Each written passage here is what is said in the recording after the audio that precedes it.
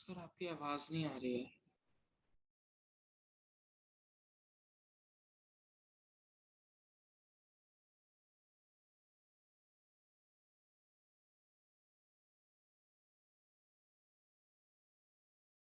Sir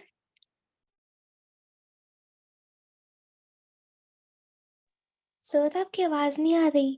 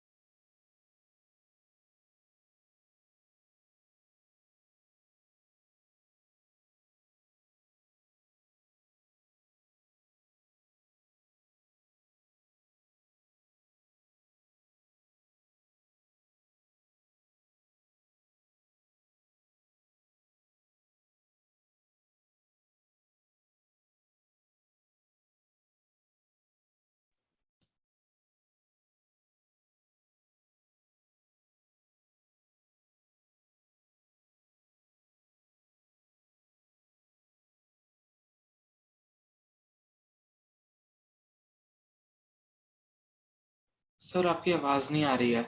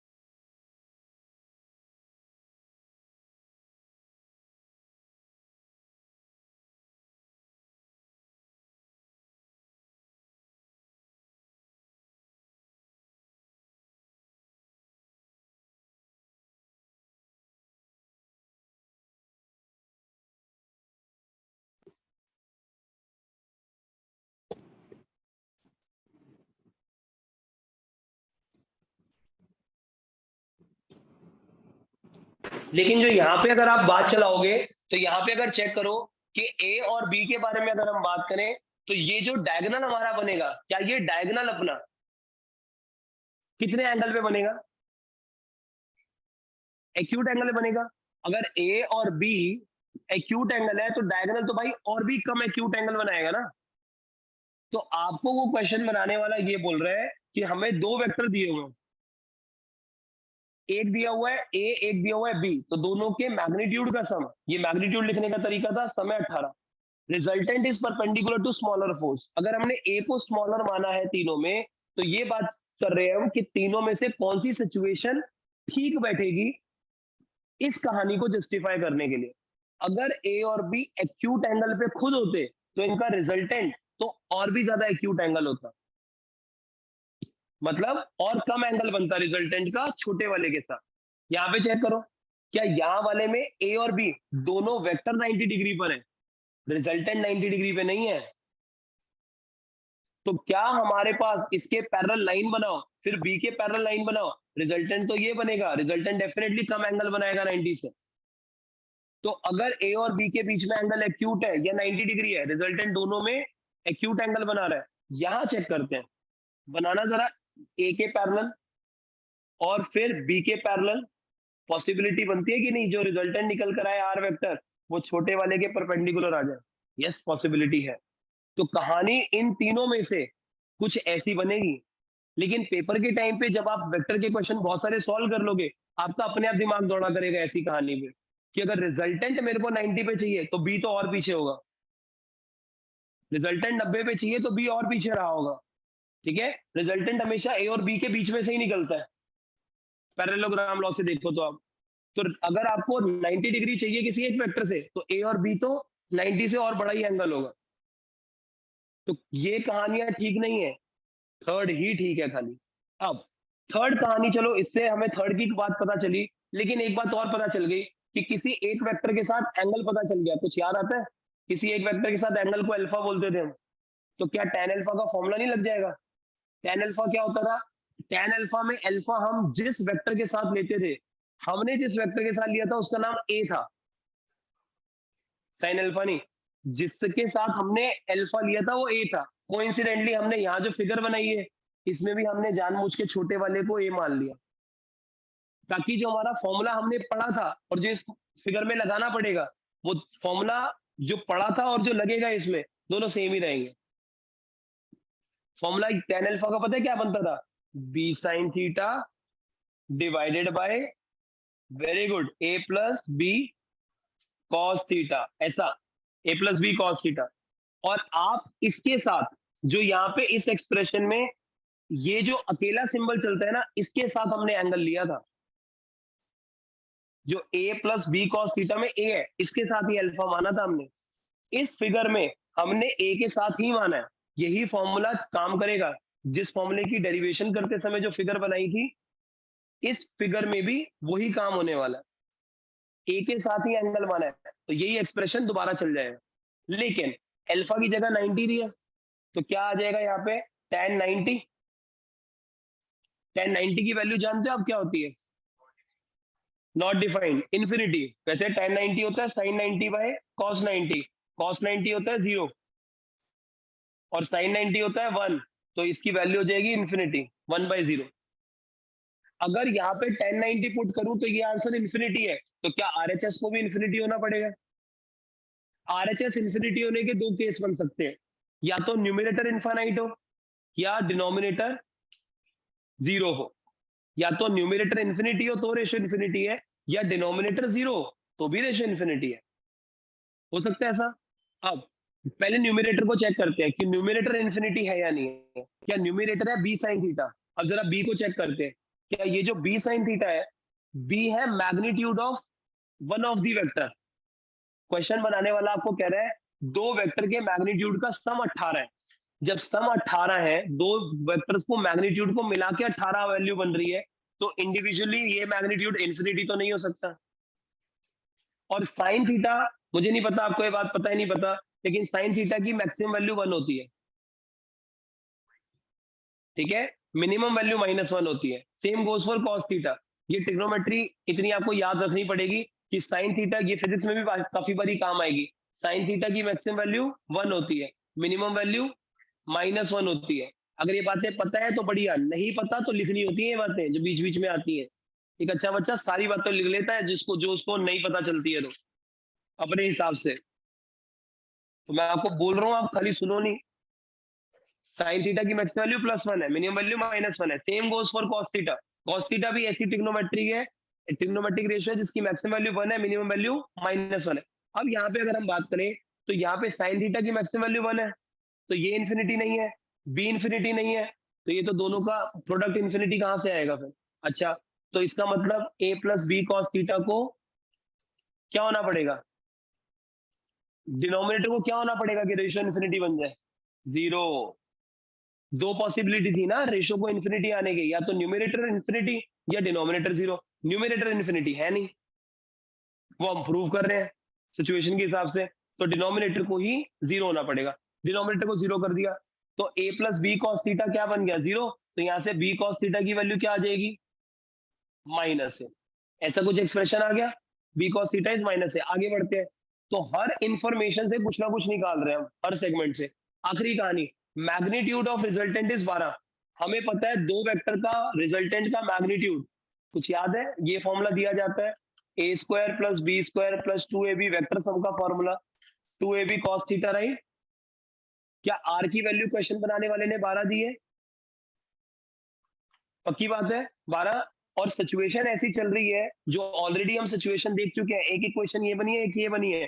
क्या B cos theta की value minus है, तो यहाँ पे बी कॉस थीटा आ रहा है, ये वाली वैल्यू पुट कर सकते हैं ना यहाँ पे, तो वैल्यू पुट कर देंगे इसकी, तो ये क्या बन जाएगा A square plus B square, minus A put कर दोगे तो क्या माइनस 2a स्क्वायर बन जाएगा। क्या ये बन जाएगा, दोनों तरफ स्क्वायरिंग कर दो, स्क्वायरिंग करो तो क्या आएगा 144, इधर क्या बचेगा B square minus A square, और 144 equal to B minus A into B plus A. क्या बी प्लस ए की वैल्यू 18 दे रखी है, तो यहाँ पे 18 डाल दोगे, तो ये वाली वैल्यू अगर 18 दे रखी है तो ये 18 जब नीचे जाएगा 144/18, 180 के लिए 10 आता, 180 से 36 पीछे है ना, तो 18 8 आएगा 144। तो यहाँ पे आप अपने हिसाब से भी डिवाइड कर सकते हो, भाई पता नहीं मेरी बात आपको ये 180 36 वाली समझ आई नहीं आई, आ गई तो बहुत अच्छी बात है, नहीं तो आप अपने हिसाब से डिवाइड कर लेना। 144/18 ये आंसर आएगा 8, बी माइनस ए। अब बी माइनस ए की एक इक्वेशन आ गई, बी प्लस ए की एक इक्वेशन आई हुई है, बस सॉल्व कर लो अब। तो ये है 18 इक्वल टू बी प्लस ए, है ना, ये भी एक इक्वेशन थी हमारी, तो दोनों को ऐड करोगे तो क्या आ जाएगा 2b इक्वल टू 26, बी की वैल्यू कितनी आ गई 13 न्यूटन, और b प्लस ए अगर 18 है तो 5 न्यूटन आएगा, तो 13 और 5, बी ऑप्शन ठीक हो जाएगा इसका। हर सेगमेंट की इंफॉर्मेशन को हमने डिकोड किया है कि ये क्या कहना चाह रहा है, ये क्या कहना चाह रहा है, ये क्या कहना चाह रहा है, ठीक है, बहुत अच्छा क्वेश्चन है।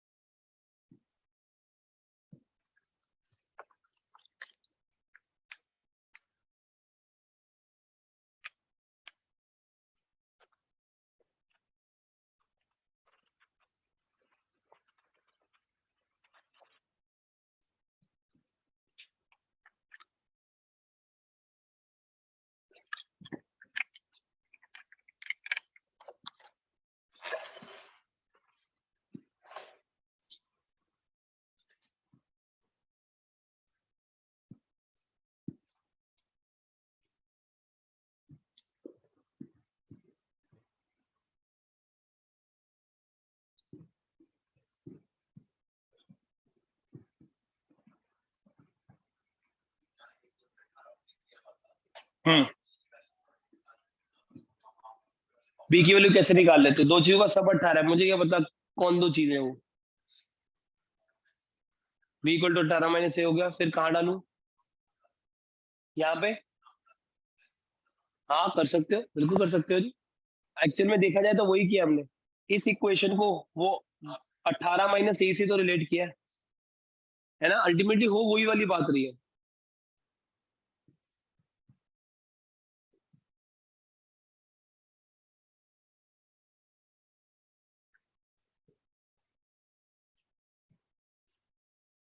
ये जो 15-20 क्वेश्चन का असाइनमेंट है, ये पूरा का पूरा असाइनमेंट आपको आज रात तक सबमिट करना है इसको होमवर्क ग्रुप पे, ठीक है, आज रात तक करना है।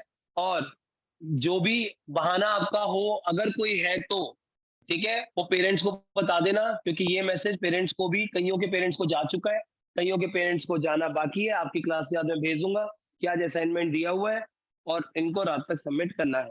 15-20 क्वेश्चन है, ज्यादा बड़ा असाइनमेंट नहीं है, ठीक है, उनको आप अपना बहाना सुना देना, मेरे को मत व्हाट्सएप करना आज वहां जाना पड़ गया था, आज ये जाना हो गया था, आज तबीयत खराब हो गई थी, क्लास के बाद ही हो गई थी, बस कोई नहीं, पेरेंट्स को बता देना। जिनको ग्रुप नहीं पता है वो अभी क्लास के बाद होमवर्क ग्रुप में अपने नंबर को ऐड करवा के जाना, ठीक है, होमवर्क ग्रुप में भेजना।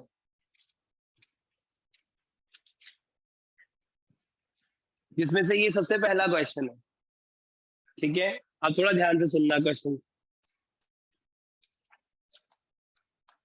जी। ए प्लस बी कॉस थीटा, हाँ टेंड्स टू बी 0 होगा।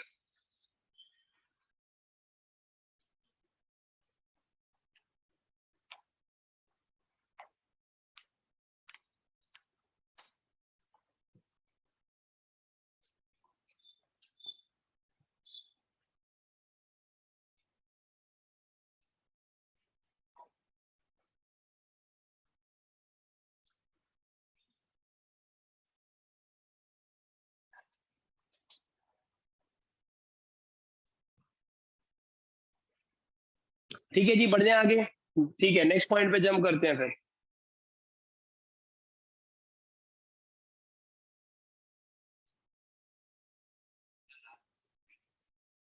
मेरे को अपलोडिंग का तो अभी बिल्कुल भी टाइम नहीं मिला है। आज रात को मैं अपलोडिंग स्टार्ट करूंगा, वो भी 11 साढ़े 11 बजे फ्री होने के बाद। अभी ये मंडे टू फ्राइडे वो बहुत हेक्टिक चल रहा है अभी शेड्यूल। तो सुबह 7 o'clock रोज क्लासेस स्टार्ट हो जाती है, रोज 11 साढ़े 11 बज रहे हैं। तो कल सुबह का पोर्शन मैंने थोड़ा खाली रखा क्योंकि मेरे को अपलोडिंग करनी है, पूरे हफ्ते में कई जनों की पेंडिंग हो गई है अभी। तो आज रात को करूंगा सारी अपलोडिंग।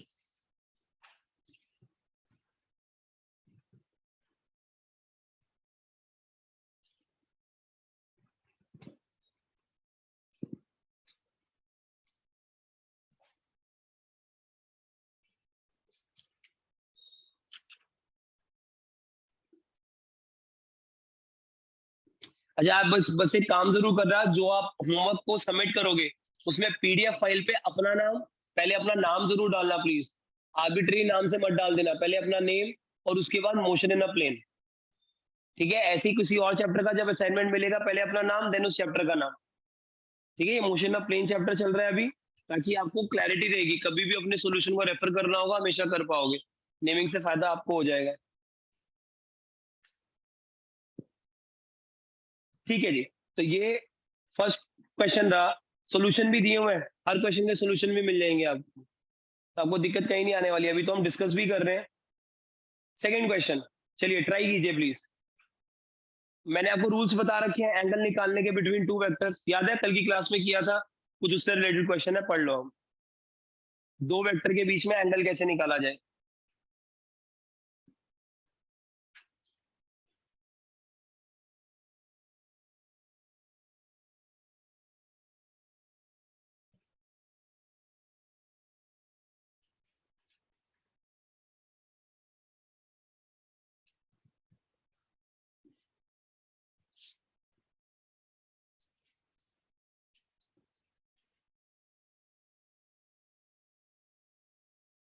क्या रूल्स थे?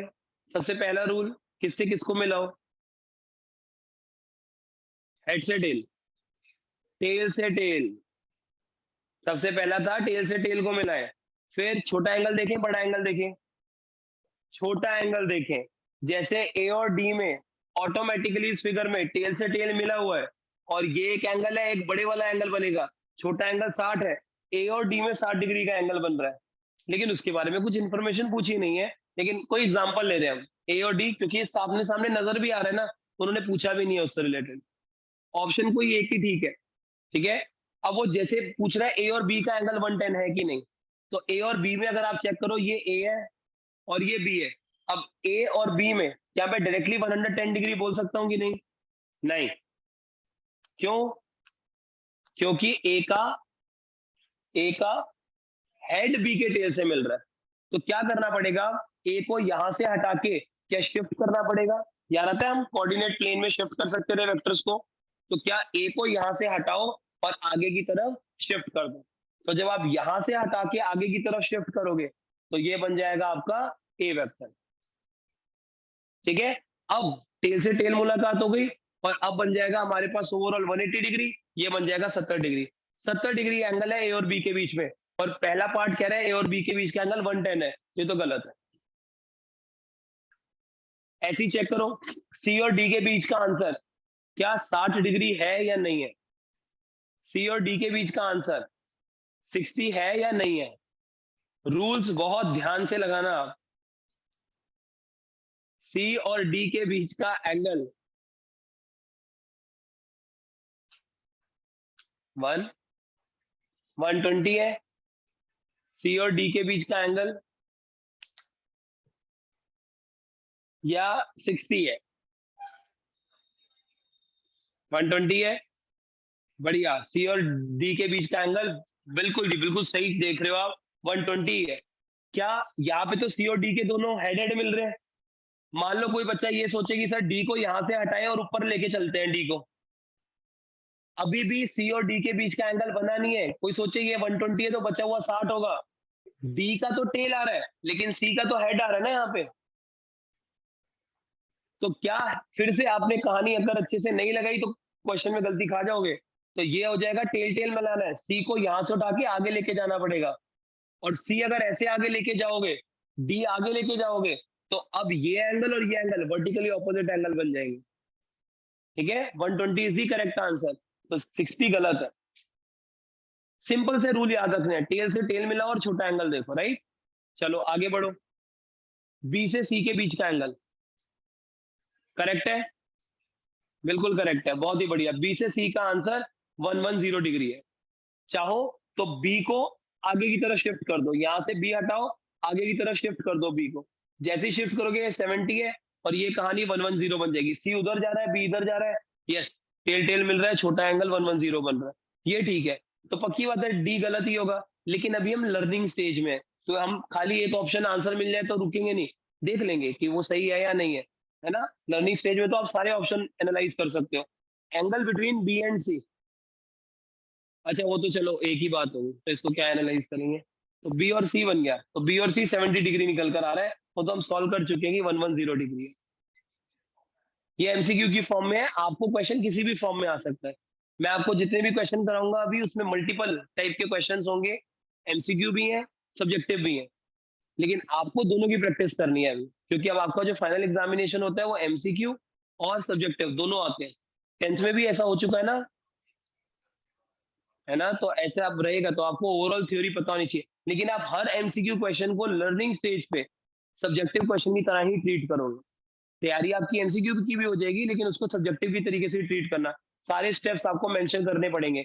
यहाँ पे अगर आप देखो तो सॉल्यूशन में ये सारी चीजें मेंशन कर दी है, कि यहाँ पे आपका ये सर्कल कर दिया है कि टेल से टेल मिलाने की कहानी पहले देखनी होती है, तो हर जगह आपको पहले टेल से टेल मिलाने का ध्यान रखना पड़ेगा। ठीक है, तो स्टेप बाय स्टेप आप ध्यान दे सकते हो, इसमें कोई क्वेश्चन में गलती नहीं होगी। फिर वर्किंग अभी दिखाना है असाइनमेंट में, बाकी पेपर के टाइम पे तो वर्किंग दिखाने की जरूरत नहीं है, असाइनमेंट में आपको हर चीज का ख्याल रखना है, क्योंकि एक बार ही अच्छे से लिख लोगे चीजों को तो फिर बढ़िया हो जाएगी कहानी। चलिए नेक्स्ट क्वेश्चन पे जंप करते हैं, पढ़िए इस क्वेश्चन को।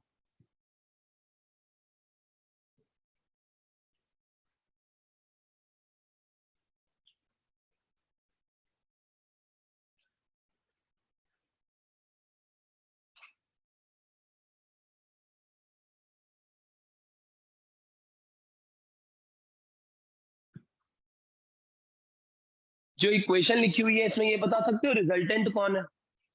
ए रिजल्टेंट है बी और सी का, ठीक है, तो रिजल्टेंट का मैग्नीट्यूड 5 है, बी का मैग्नीट्यूड 4 है, सी का 3 है।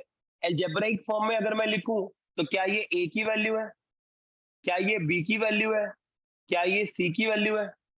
A equal to 5, B equal to 4, C equal to 3। ठीक है, अब वो पूछ रहा है angle between A and C. आप बच्चों ने ये एक बार ट्राई करो, पहले आप 2 मिनट तो ट्राई बनता है आपको, करो।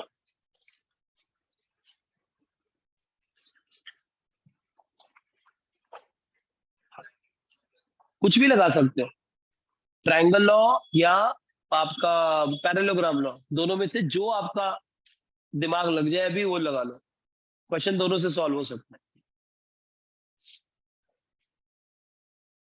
क्योंकि थे तो दोनों एक ही लॉ,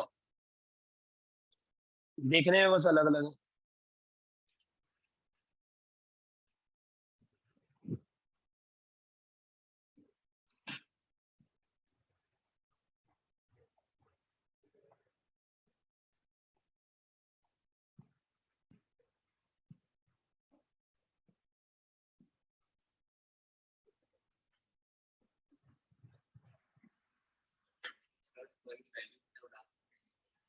हाँ, जिनकी वैल्यू पता है बिल्कुल डाल सकते हो।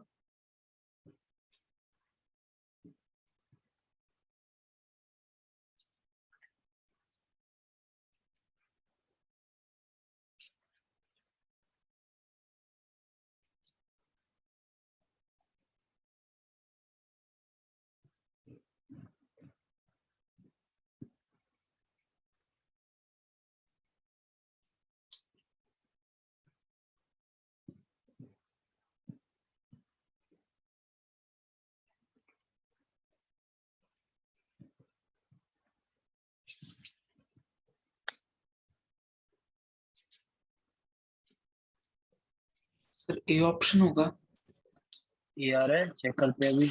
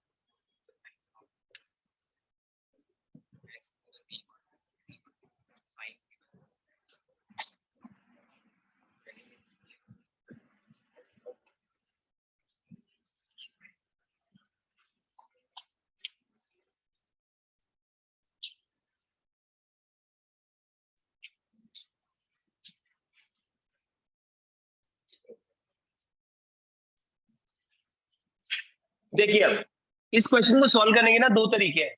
पहला तरीका आसान वाला पहले बता रहा हूं आपको, फिर थोड़े लंबे वाले तरीके पे चलेंगे, क्योंकि आसान वाला तरीका सिर्फ इसी क्वेश्चन में इत्तेफाक से वैलिड होगा, हर जगह वैलिड नहीं होगा।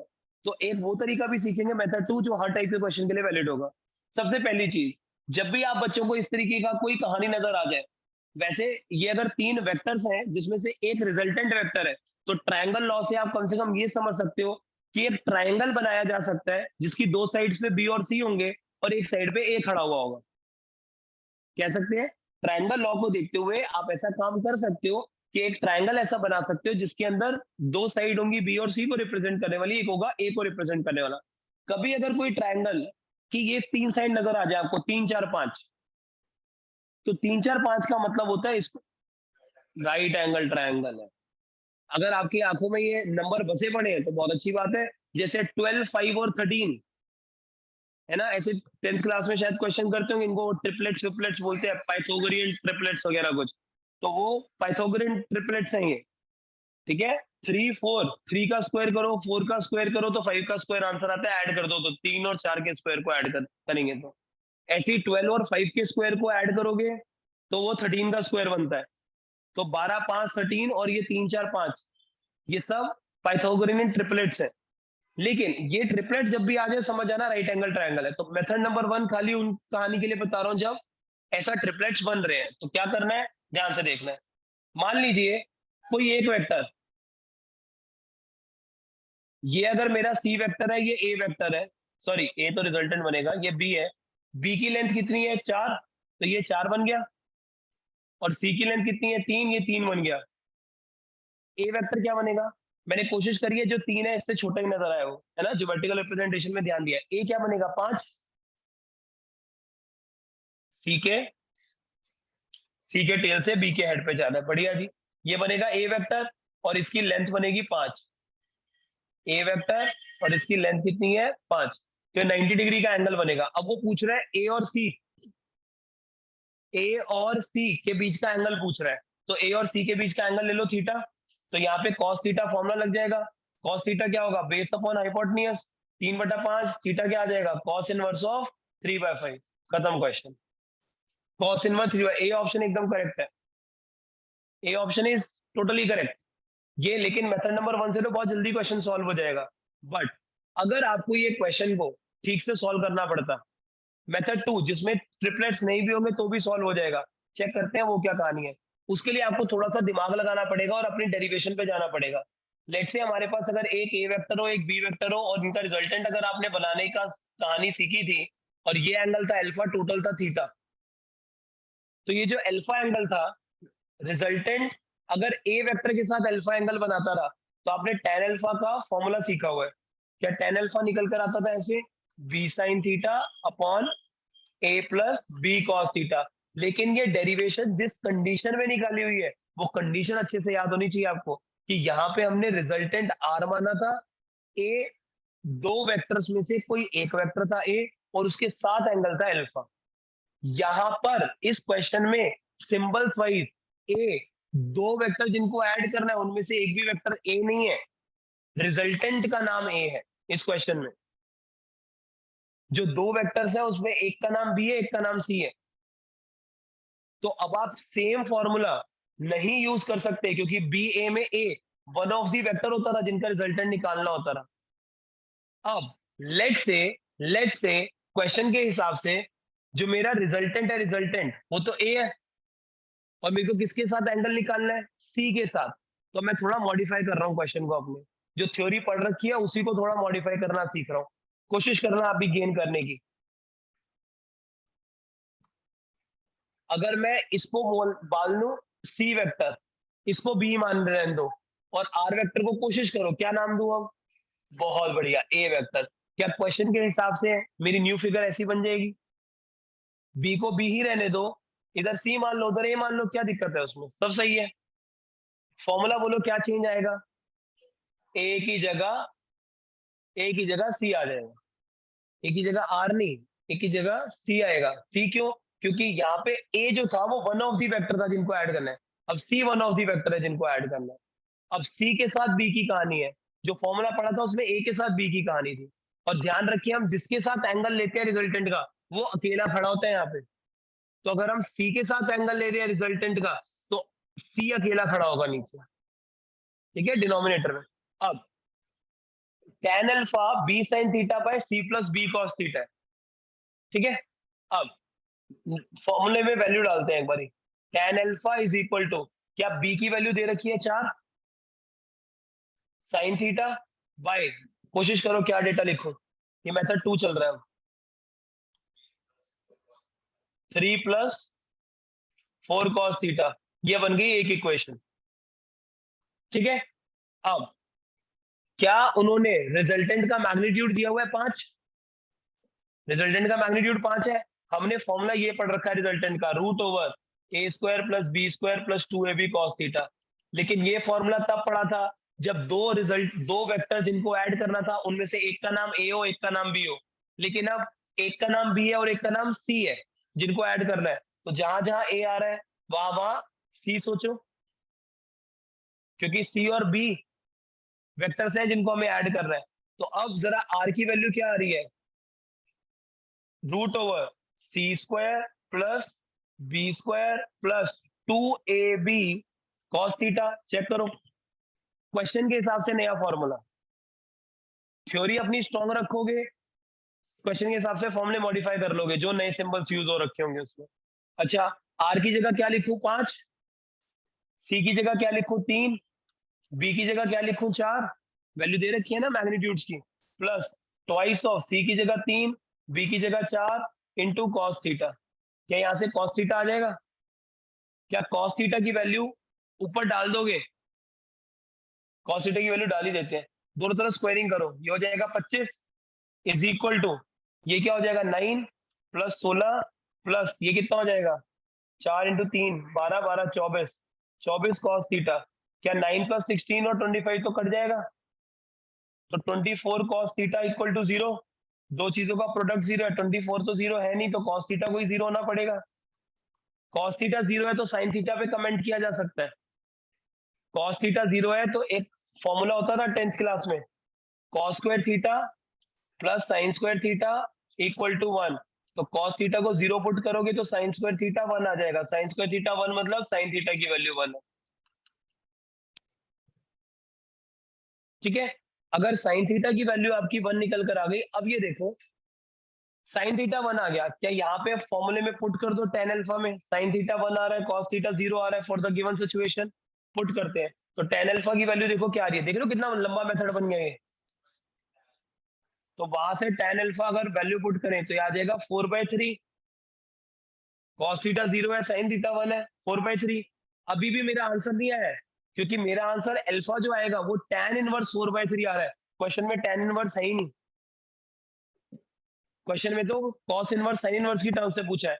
अब पता है क्या करना पड़ेगा, tan अल्फा होता है साइन, tan अल्फा होता है perpendicular upon base, tan theta किसी भी चीज का होता है परपेंडिकुलर बाय बेस। आपको ये सोचना पड़ेगा कि एक राइट एंगल ट्रायंगल होता जिसका परपेंडिकुलर 4 होता और बेस 3 होता, और ये एंगल अल्फा होता, तो क्या tan अल्फा 4/3 इस टाइप के ट्रायंगल के लिए वैलिड है? tan अल्फा जो मैंने निकाला है, क्या वो इस टाइप के ट्रायंगल के लिए ये कहानी वैलिड होगी? पक्की बात है। तो tan अल्फा बन जाएगा 4/3, इस टाइप के ट्रायंगल के लिए कहानी वैलिड है। अब अगर आप देखो, क्या 4 पता है, 3 पता है, तो क्या आप ये वाला हाइपोटेन्यूज निकाल सकते हो? Root over A P square plus B square से हाइपोटेन्यूज आ जाएगा, तो हाइपोटेन्यूज आ जाएगा। वैसे वो 5 आएगा, लेकिन ठीक है, हम तो प्रोसेस में जा रहे हैं अभी। Root over P square plus B square. अब जैसे ही हाइपोटेन्यूज आ गया, तो अब आप कॉस अल्फा साइन अल्फा सब निकाल सकते हो। Sine alpha P by H होगा, cos alpha B by H होगा। अब साइन अल्फा भी आ गया, कॉस अल्फा भी आ गया, तो alpha sine inverse cos inverse दोनों की टर्म में आ जाएगा। अब चेक हो जाएगा। ये क्वेश्चन बहुत लंबा बन जाएगा अगर मेथड 2 कोई बच्चा अडॉप्ट करने पे आ जाए, वो भी इस क्वेश्चन के लिए जिसमें ट्रिपलेट्स आए हुए। हाँ, ट्रिपलेट्स नहीं है तो यही एक तरीका है आपके पास, और सॉलिड, क्योंकि ट्रिपलेट्स है तो राइट एंगल ट्रायंगल बन रहा है, आपको पता चल गया। ट्रिपलेट नहीं होते तो आपको पता नहीं है ना राइट एंगल ट्रायंगल बन रहा है या क्या बन रहा है, तो पूरा करना पड़ जाएगा। एमसीक्यू के लिए भी, सब्जेक्टिव के लिए भी। आप हर क्वेश्चन को सब्जेक्टिव मान के सॉल्व करें। आप ये लेके चलें कि आपने थ्योरी स्ट्रॉन्ग करनी है अपनी। क्वेश्चन एमसीक्यू के बेसिस पे थ्योरी स्ट्रॉन्ग नहीं करवाएगा आपकी। ठीक है, मेथड 1 मेथड 2 हर बच्चे को क्लियर होना चाहिए। असाइनमेंट में मेथड 2 चलेगा, मेथड 1 नहीं चलेगा। ठीक है जी। हाँ, कोई मेथड 1 साथ में लिखना चाहे वो उसकी श्रद्धा है, लिख सकता है, कोई नहीं।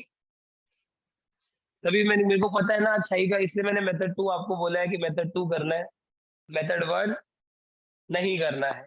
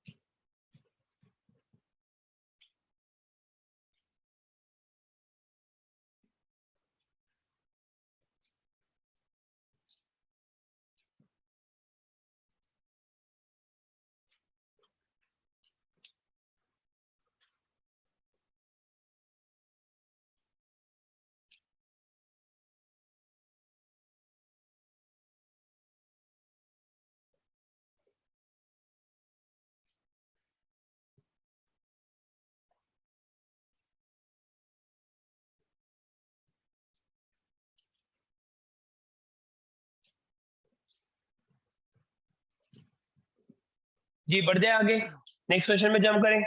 ठीक है, बढ़ते हैं नेक्स्ट क्वेश्चन की तरफ। tan अल्फा पे कहानी खत्म हो गई है, अभी और आगे चलेगी, और आगे चलेगी। अभी तो ट्रायंगल बना है, फिर एच निकलेगा, फिर साइन अल्फा कॉस अल्फा निकलेगा, फिर चेक करेंगे कि अब कौन सा ऑप्शन ठीक चल रहा है। किसमें? हाँ, अगर कोई और क्वेश्चन आपको लेना है 3 4 5 मान लो ना, 6 ले लो। अब ट्रिपलेट नहीं है वो, अभी ये पूरा प्रोसेस चलेगा। ठीक है, क्वेश्चन बनाने में कौन सी बड़ी बात होती है।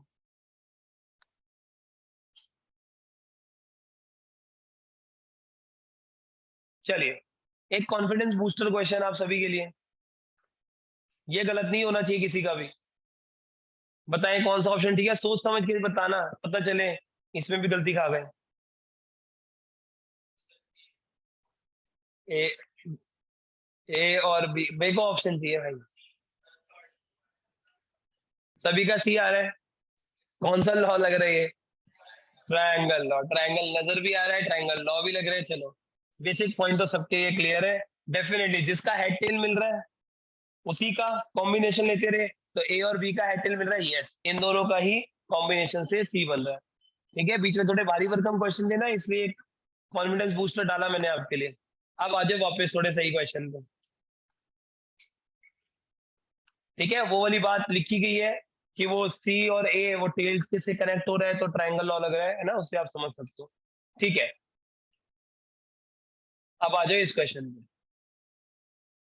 Angle between these two vectors पूछ रहा है वो, तो थोड़ा बड़ा कर रहा हूं ताकि आपको कहानी समझ में आए और सोल्यूशन थोड़ा कम नजर आए। एंगल बिटवीन टू वेक्टर्स पूछा गया आपसे, ठीक है, ट्राई करेंगे।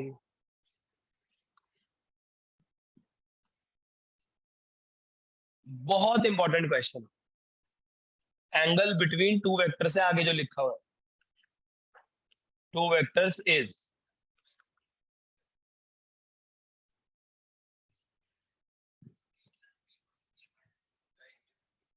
a plus B equal to A minus B नहीं है ये क्वेश्चन।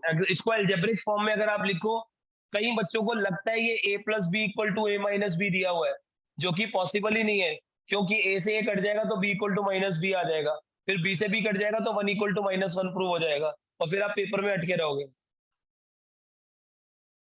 ये question a equal to a plus B equal to A minus B नहीं है, कुछ और लिखा है। 1 मिनट आप लो और कोशिश करो, फिर तो मैं समझा ही दूंगा।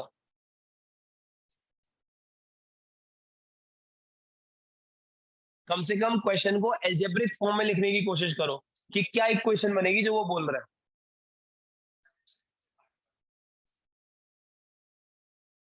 ट्राई करेंगे।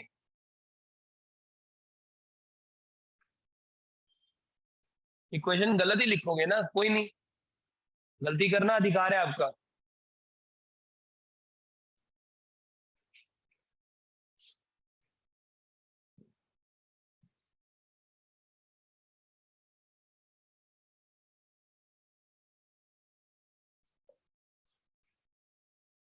एनालाइज कीजिए, लेकिन कुछ ना कुछ कोशिश कीजिए लिखने का। भाई एज अ स्टूडेंट तो गलती करोगे ही ना, आपको परफेक्शन आने में तो टाइम लगेगा अभी। गलती करना आपका राइट है।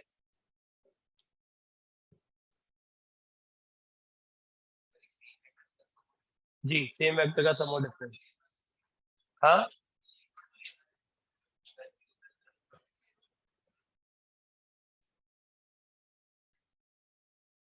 ए minus B equal to C B बोल गलत रहे हो, भली सोच में आपको कुछ और चल रहा हो।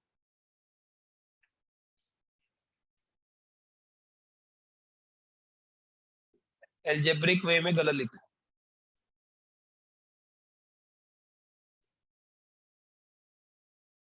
सही ए सिंबल्स नहीं यूज होंगे तो वेक्टर, बात गलत है।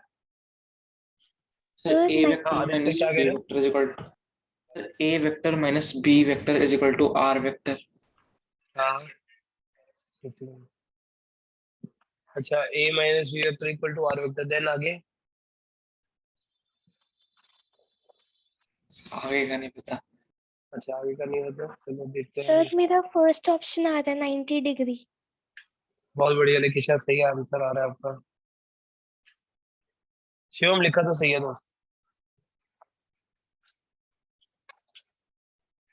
वेरी गुड श्रद्धा, ये पी और क्यू आपने जो देखा है ना, मजा ही आ गया मेरे को देख के। हर बच्चा ए भी लेके चल रहा है, जो बच्चा पी क्यू लेके चल रहा है वो आपको अभी थोड़ी देर में पता चलेगा क्यों उसने पी क्यू लिया है। तो ये वहां पे उतना ही नजर आ रहा है, पी क्यू छोटा सा स्क्रीन के एंड पे नजर आ रहा है सोल्यूशन। क्वेश्चन में कहीं नहीं दिया हुआ कि पी और क्यू नाम लेना है, तो बच्चे को अगर पी और क्यू ही याद आया, वो भी इस क्वेश्चन में, इससे पहले कभी मैंने लिया भी नहीं पी और क्यू किसी वेक्टर के लिए, तो ये कोइंसिडेंस है, ये मैं मान रहा हूँ बिल्कुल कि आपने पी और क्यू माना, और इस क्वेश्चन में भी गलती से दिया हुआ है और थोड़ा सा नजर भी आ रहा है, ये सब कोइंसिडेंस है। हाँ बहुत बढ़िया, सही बात है।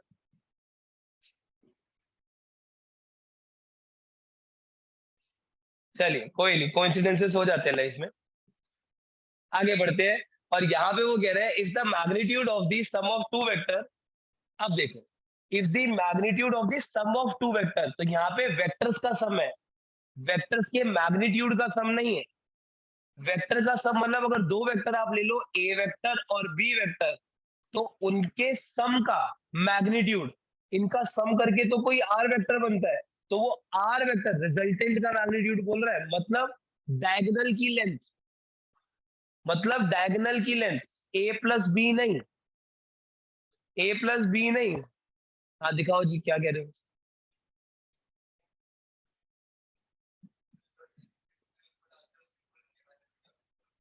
ए माइनस बी किसको डालोगे फिर?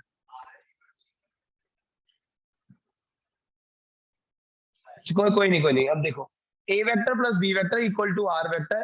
क्या पहले तो sum of two vectors, let's say R vector बन रहा है, तो एक बारी मैं ज्योमेट्रिकल रिप्रेजेंटेशन भी दूं इस क्वेश्चन की, क्योंकि बहुत इंपॉर्टेंट क्वेश्चन है, वेरी वेरी इंपॉर्टेंट क्वेश्चन। तो यहां पर ये है ए वेक्टर, मान लो एक वेक्टर मैंने लिया बी वेक्टर, ठीक है। अब क्या इनका सम का मैग्नीट्यूड, मतलब इसके बारे में बात चल रही है आर वेक्टर की, क्या आर वेक्टर होगा ए प्लस बी, राइट, कह सकते हैं ऐसा, आर वेक्टर होगा A vector plus B vector, right. अच्छा, तो इसका जो मैग्नीट्यूड है, मतलब इसकी जो लेंथ है, is equal to magnitude of the difference between the two vectors. अब वेक्टर का डिफरेंस लेना है, तो याद करो कल की क्लास, क्या वेक्टर्स का डिफरेंस, क्या एक special case of vector addition समझाया था, आखिरी टॉपिक था कल की क्लास का, आखिरी में डील किया था हमने ये कि दो वेक्टर का माइनस अगर करना है, difference between two vector is special case of vector addition, तो इसको ए प्लस और माइनस भी लिख सकते हो। अब वो कह रहे हैं मैग्नीट्यूड ऑफ डिफरेंस, मतलब ए प्लस और माइनस बी। इस क्वेश्चन में माइनस बी अगर मैं बनाऊं, तो क्या माइनस बी ऐसे नहीं बनेगा, जस्ट बी का उल्टा, लेंथ उतनी होगी लेकिन उल्टा हो जाएगा, माइनस बी वेक्टर ही है। क्या ए प्लस और माइनस बी, मतलब ये ए वेक्टर है, ये माइनस बी वेक्टर है, तो इनका रिजल्टेंट ये, लेट्स से ये है मेरा आर टू वेक्टर, ये आर वन है, ये आर टू है, तो ये बनेगा A vector plus of minus B vector, जिसको आप चाहो तो ए माइनस बी भी लिख सकते हो। अगर किसी को ज्यादा दिक्कत हो माइनस बी लिखने में, तो आप एक नया वेक्टर मान लो इसको, ए प्लस सी वेक्टर, और बी माइनस बी वेक्टर को भी नया वेक्टर मान लो, सी वेक्टर। तो आप चाहो तो ये क्वेश्चन अब जो बोल रहा है वो कहानी है, ये जो पिंक वाली लेंथ है ये, और ये जो ब्लू वाली लेंथ है डायगोनल की, ये डायगोनल की लेंथ मैच कर रही है। This is the question. Question ये कह रहा है कि a प्लस बी से जो डायगोनल बनेगा उसका मैग्नीट्यूड, और a माइनस बी का जो रिजल्टेंट बनेगा वो डायगोनल की लेंथ, ये डायगोनल की लेंथ मैच कर रही है। क्वेश्चन पकड़ में आता है, तो ये डायगोनल की लेंथ मैच कर रही है जी। तो यहां पे हमें ये बात करनी है कि डायगोनल की लेंथ मैच कर रही है, ठीक है। अब डायगोनल की लेंथ अगर मैच कर रही है, तो अब जरा दिए देखो इस डायगोनल की लेंथ कितनी होगी। क्या इस डायगोनल की लेंथ बनेगी, लेट्स से ये एंगल है टोटल थीटा ए और बी का, तो क्या R1 की जो लेंथ बनेगी वो बनेगी रूट ओवर, याद आता है मैग्नीट्यूड निकालने का तरीका, रूट ओवर ए स्क्वायर प्लस दूसरे वाले की लेंथ का स्क्वायर, मैग्नीट्यूड का स्क्वायर लेते हैं, प्लस 2ab cos थीटा। ये ले लो एक इक्वेशन, R1 आ गया। R2, क्या R2 ए और सी का वेक्टर सम है, तो R2 क्या बनेगा, रूट ओवर, ये ए वेक्टर है और अगर ये सी है, तो लेट्स से मैं ये लिख रहा हूं उसको, ए का स्क्वायर प्लस सी वाला जो वेक्टर है उसके मैग्नीट्यूड का स्क्वायर। ए प्लस और माइनस बी को ऐसे सोच सकते हैं ना, ए प्लस सी, तो सी क्या बन गया, जहां बी डालते थे पहले अब वहां सी डाल रहे हो, ये ए प्लस बी का मैग्नीट्यूड है, तो ए प्लस सी का मैग्नीट्यूड क्या बनेगा, जहां जहां बी था वहां वहां सी आना शुरू हो जाएगा, तो ए प्लस सी हो जाएगा सी का square plus 2ac cos, cos सुनना। अब यहाँ पे ए और सी के बीच का एंगल चाहिए, क्या ए इधर है, सी इधर है, बीच का एंगल कितना होगा, थीटा नहीं 180 माइनस थीटा, टोटल एंगल, ये बी वेक्टर का जस्ट उल्टा था ये वाला वेक्टर, तो टोटल एंगल तो 180 बनेगा ना, एग्जैक्टली उल्टा ले लिया आपने, तो टोटल बन गया 180, ये बन जाएगा 180 माइनस थीटा। तो यहाँ पे कितना पुट करेंगे, 180 minus theta, cos 180 minus theta ये आएगा। अब कॉस 180 माइनस थीटा को फर्दर कैसे सॉल्व किया जाता है वो देखो, ज्यादा अगर ये पता है तो मेरे को बता देना, नहीं पता हो तो क्लास के बाद मेरे से मिलके जाना कि cos 180 माइनस थीटा को हम क्या लिख सकते हैं। cos 180 माइनस थीटा के ये 90 का इवन मल्टीपल है, तो हो जाएगा cos 90 इंटू 2 माइनस थीटा। जब यहाँ पे 90 का इवन मल्टीपल आता है तो cos का cos ही रहेगा, लेकिन ये सेकेंड क्वाड्रेंट है, तो सेकेंड क्वाड्रेंट के अंदर cos नेगेटिव नेचर का होता है, तो cos 180 माइनस थीटा की ट्रिग्नोमेट्री अगर आपको नहीं आती है तो क्लास के बाद मेरे से जरूर एक बार मुलाकात कर लेना आप आज। cos 180 माइनस थीटा बन जाएगा माइनस का cos थीटा, ठीक है। तो ये बन जाएगा माइनस का cos थीटा। माइनस का cos थीटा अगर ये आ गया तो आप देखो क्या अकॉर्डिंग टू क्वेश्चन R1 और R2 क्या है, दोनों एक दूसरे के बराबर है। जो इसका मैग्नीट्यूड है, जो इसकी लेंथ है, और वो इसकी लेंथ है, यही तो कह रहा है क्वेश्चन। दोनों को बराबर रख दो। तो फ्रॉम 1 and 2 क्या बन जाएगा, root over A square plus B square plus 2ab cos theta should be equal to root over A square plus c square plus 2ac minus cos theta. बहुत ध्यान से सुनना, देखो क्या कह रहा हूं, आखिरी स्टेप आने वाले हैं बस। अगर आप ध्यान से देखो तो क्या रूट से रूट कट जाएगा, उसके बाद ए स्क्वायर से ए स्क्वायर कट जाएगा। क्या जो बी का मैग्नीट्यूड है, क्या सी का मैग्नीट्यूड भी उतना ही है या डिफरेंट है कुछ? उतना ही तो है, इसी को तो उल्टा किया था हमने, जिसको सी वेक्टर बोला है। तो सी की लेंथ बी की लेंथ सेम है, तो बी की लेंथ सी की लेंथ से कट जाएगी। क्या इधर है 2ab cos थीटा, इधर है 2ac माइनस cos थीटा, जहां पे सी और बी है तो एक ही बात, दोनों का वैल्यू तो सेम ही है, सी की लेंथ बी की लेंथ सेम है। तो फॉर्मूला बन जाएगा 2ab cos theta equal to, देखो मैं क्या लिख रहा हूं अगले स्टेप में, माइनस 2ab cos थीटा। सी हटा के अब बी बना दिया मैंने उसको, क्योंकि है तो दोनों सेम ही। इसको इधर भेज दो, हाँ 1 इक्वल टू -1 नहीं है ये। अगर किसी बच्चे को लग रहा है कि चलो मैं इस बारे में बात करता हूँ, ये मैथमेटिक्स आपकी स्ट्रांग होनी चाहिए, कोई गलती से 2ab cos theta 2ab cos theta काट देगा तो 1 इक्वल टू -1 प्रूव हो जाएगा। वो क्यों नहीं कट सकता उसकी मैथ सिखाता हूँ अभी। पहले ये वाला स्टेप देखो, क्या 2ab cos थीटा में अगर ये ऐड हो जाए तो ये बन जाएगा 4ab cos theta equal to 0, लिख सकते हैं ऐसे। अब तीन चीज, ये चार चीजें आ रही हैं, 4ab cos थीटा, चार चीजों का प्रोडक्ट 0 है, कोई एक भी अगर 0 हो गया तीनों चारों में से तो कहानी 0 आ जाएगी प्रोडक्ट की। 4 0 है नहीं, ए लेंथ है ए वेक्टर की, वो तो 0 है नहीं, बी लेंथ है बी वेक्टर की, वो भी 0 नहीं है, कुछ तो है ए और बी के आंसर। cos थीटा को 0 होना पड़ेगा, और cos थीटा अगर 0 हो गया तो cos थीटा 0 कब होता है, जब थीटा 90 डिग्री होता है। तो ये जो थीटा आपने माना है वो 90 डिग्री होना चाहिए। एक्चुअल में एक्चुअल में एक्चुअल में जब ये आंसर निकल गया, अब मैं आपको एक्चुअल फिगर बना के दिखा रहा हूँ। एक्चुअल फिगर वो ये थी, ये अगर ए वेक्टर है ये बी वेक्टर है, और दोनों के बीच का एंगल अगर 90 है ये, तो ये बनेगा इनका resultant R vector. According to question अगर बी को उल्टा कर दिया जाए तो ये हो जाएगा -b, और a माइनस बी बन जाएगा इनका रिजल्टेंट। अब जो ऊपर वाला रेक्टेंगल है और जो नीचे वाला रेक्टेंगल है, दोनों के डायगोनल की लेंथ एकदम सेम होगी।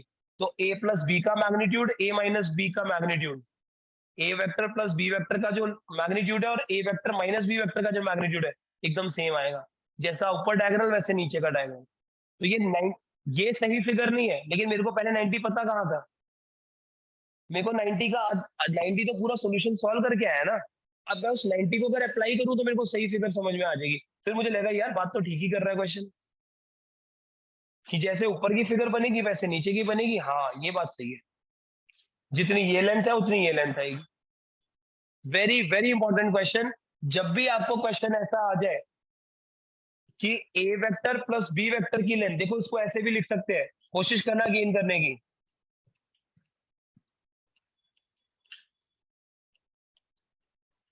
ये सिंबॉलिक रिप्रेजेंटेशन अलजेब्रा समझ में आनी चाहिए मैंने क्या लिखी है। ए वेक्टर प्लस बी वेक्टर का मॉड, मॉड का मतलब होता है ना मैग्नीट्यूड, तो ए वेक्टर प्लस बी वेक्टर का मॉड, इनडायरेक्टली मैंने ये क्या लिखा है, R1 वेक्टर का मॉड। R1 वेक्टर का ही तो लिखा है, R1 को लिख दो a plus b should be equal to R2 vector का मॉड, ऐसे लिख सकता हूं ना। क्वेश्चन ने R1 R2 की लेंथ को बराबर बोला है, और R1 को ये डाल दो R2 को ये डाल दो। तो एक्चुअल में क्वेश्चन ये कह रहा है कि अगर कभी ये कहानी ट्रू है, a प्लस बी का मॉड और a माइनस बी का मॉड अगर बराबर है, तो a और b के बीच का एंगल 90 होगा। ये a है ये b है, a प्लस बी का मॉड और a माइनस बी का मॉड, अगर इनकी लेंथ बराबर है तो ए और बी के बीच का एंगल 90 होगा। ये बहुत इंपॉर्टेंट रिजल्ट है, आपको याद रहना चाहिए। ये बहुत कॉम्पिटेटिव एग्जाम में आपकी मदद करेगा ये रिजल्ट, और स्कूल एग्जामिनेशन में एकेडमिक्स में भी मदद करेगा बहुत। ठीक है, चेक कर लो अब आप, और अगर ठीक है सब कहानी तो आगे बढ़ सकते हैं फिर। एक एक स्टेप चेक कर लो आप इसका।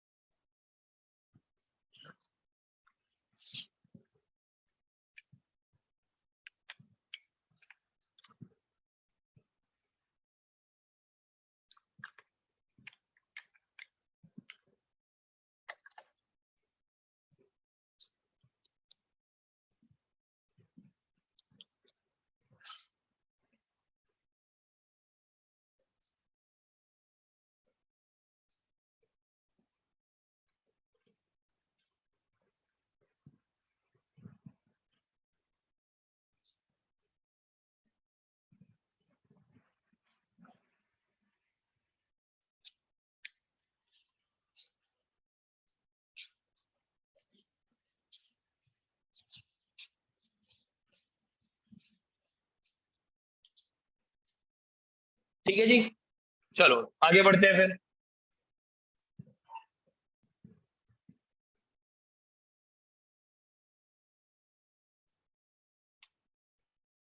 ये क्वेश्चन को समझने के लिए मेरे को आपको थोड़ी सी थ्योरी बतानी है पहले, और ध्यान से सुनना, थ्योरी नोट करके लिखो, इन बातों को नोट में डाल दो।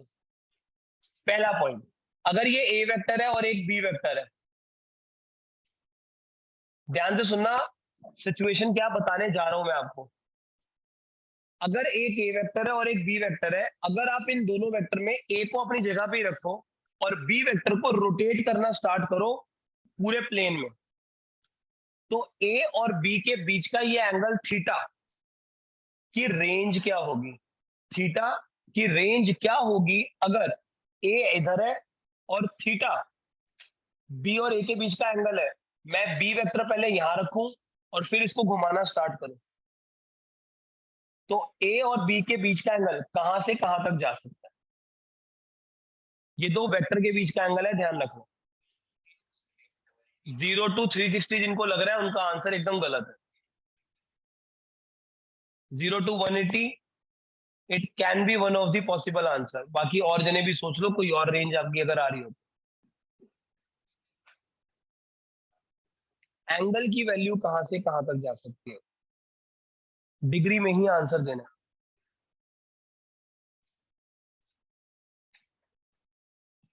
ए वेक्टर और बी वेक्टर के बीच का एंगल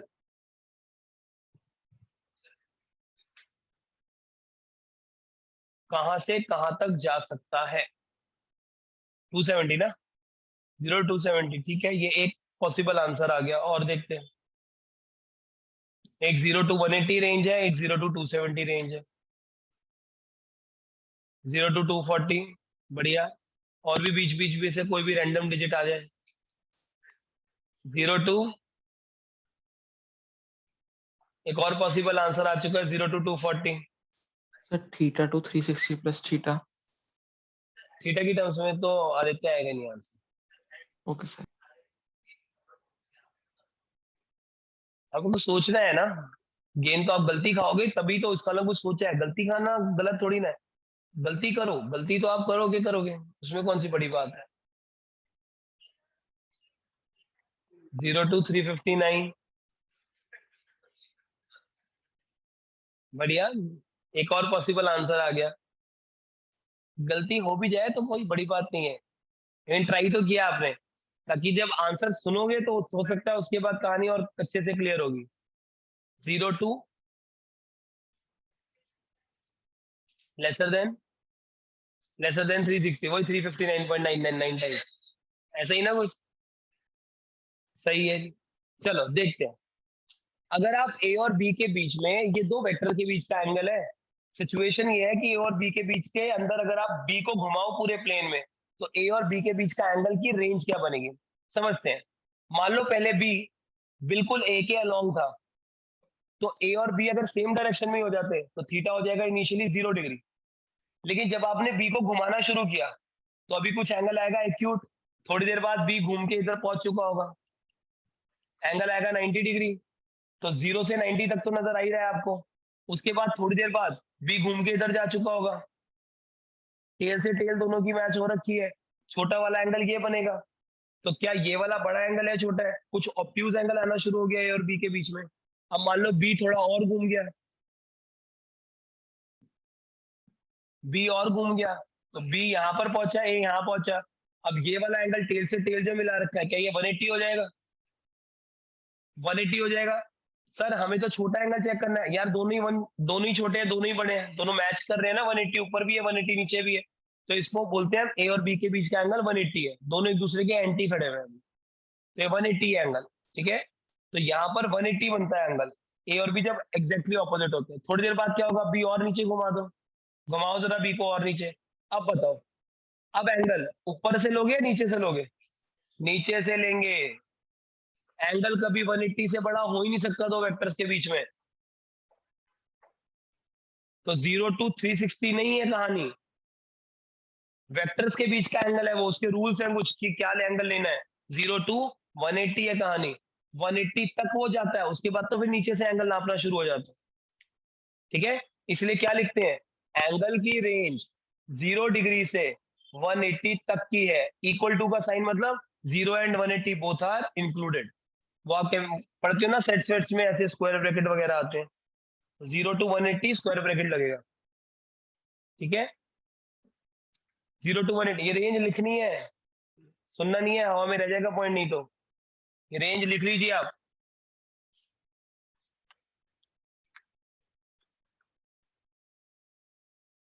और अगर आप सिर्फ रेंज लिखोगे तो आपको याद नहीं रहेगी कहानी, जब तक आप फिगर नहीं बनाओगे साइड में छोटी छोटी।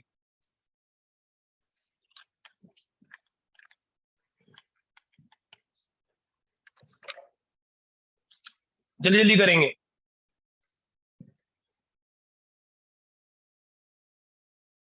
अगला पॉइंट जो नोट करके लिखना है, देखिए एक और पॉइंट, इंपॉर्टेंट पॉइंट।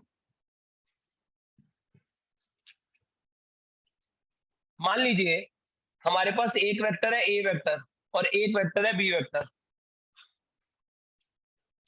जैसे आपको ये पता था कि अगर किसी बॉडी पे, एक एग्जांपल मैंने आपको ये दिया था कि इधर से 3 न्यूटन लगे, इधर से 3 न्यूटन लगे, तो नेट फोर्स 0 बन रहा था। लेकिन अगर दोनों 3 एक ही डायरेक्शन में लग जाते तो नेट फोर्स 6 भी लग सकता है। तो अभी आपको ये पता है कि 6 और 0 फोर्स के वैल्यू तो वही है 3, लेकिन ये आंसर 0 भी बना सकता है, ये आंसर 6 भी बना सकता है। तो वेक्टर्स बहुत ही अजीब तरीके से काम करने वाले लोग हैं। क्या आंसर आएगा हमें नहीं पता, कोई ये बोल दे 3 का धक्का लग रहा है, तो हमें नहीं पता कि फाइनल आंसर क्या आएगा। 6 भी बन सकता है 3 से, 0 भी बन सकता है, और भी आंसर आ सकते हैं। तो यहाँ पे कोशिश करना है एक बात को गेन करने की, अगर एक वेक्टर है ए, एक है बी, और बीच का एंगल है थीटा, तो इनका जो रिजल्टेंट फोर्स, अगर कोई बॉडी यहाँ खड़ी हुई है, उसको कोई बी से खींच रहा है, कोई ए से खींच रहा है, तो उस बॉडी को जो नेट इफेक्ट महसूस होगा वो होता था आर। क्या आर बनेगा A square plus B square plus 2ab cos theta. मैं डेटा के साथ इस बात को समझाने की कोशिश करता हूं ताकि आपको, मुझे उम्मीद है कि शायद ज्यादा अच्छे से समझ में आएगा। मान लो एक फोर्स है 5, एक फोर्स है 12, और बीच का एंगल है मान लो थीटा। अब क्वेश्चन बनाने वाले ने अगर आपको दो फोर्सेस के मैग्नीट्यूड दे दिए, तो अब आप 5 और 12 लेट से क्वेश्चन बनाने वाला कह रहा है कि यही दो फोर्स के मैग्नीट्यूड किसी बॉडी पे लगाने हैं। आप एक बंदा 12 लगाएगा, एक 5 लगाएगा, ये बात फिक्स्ड है। मतलब ए और बी जो दो वेक्टर्स के मैग्नीट्यूड है वो फिक्स्ड है। और क्वेश्चन बनाने वाले ने कहा है एंगल जो मर्जी रख लो आप, एंगल की टेंशन नहीं है अपने को, एंगल जो आपका मन करे वो रख लो। क्या अगर मैं एंगल बदलूंगा 5 और 12 के बीच में, तो सोचो क्या बॉडी पर जो नेट इफेक्ट आएगा, जिस बॉडी पे दोनों धक्के लग रहे हैं, क्या वो आर बदलना नहीं शुरू हो जाएगा? थीटा पे डिपेंडेंट है ना आंसर। ए और बी के बीच का एंगल बदलेगा तो आर बदलेगा। सोचो, थोड़ा सा लिंक करते हैं डेटा के साथ। अगर 12 और 5 एक ही डायरेक्शन में लग जाते तो बॉडी को कितना इफेक्ट महसूस होता? क्या कह रहा है कॉमन सेंस? 12 और 5 एक ही डायरेक्शन में लग रहे हैं तो बॉडी को 17 का इफेक्ट आएगा। 12 इधर लगे और बॉडी यहाँ है और 5 इधर कोई लगा दे, 180 का एंगल बन रहा है। 12 इधर 5 इधर, बॉडी को कितना इफेक्ट महसूस होगा? 7। कोई 12 से इधर खींच रहा है, 5 से इधर खींच रहा है, वो तो डोमिनेट की तरफ जाएगी फिर, तो 7 का इफेक्ट महसूस होगा। तो 12 और 5 मिलके अलग अलग आंसर बना सकते हैं। बीच का एंगल 0 रखोगे या 180 रखोगे, अलग अलग आंसर आ रहे हैं। तो अलग अलग एंगल पे अलग अलग आंसर पॉसिबल है, बॉडी को इफेक्ट अलग अलग महसूस होगा अगर आप एंगल बदल दोगे वेक्टर का। अब आपको क्वेश्चन ये आता है कि ये आर को मुझे मैक्सिमाइज करना है, आर की वैल्यू कितनी ज्यादा से ज्यादा जा सकती है, उसको थोड़ा हम जनरल वे में समझने की कोशिश करते हैं। आर की वैल्यू मैक्सिमाइज अगर करनी है तो आर डिपेंडेंट है कॉस थीटा पे, राइट।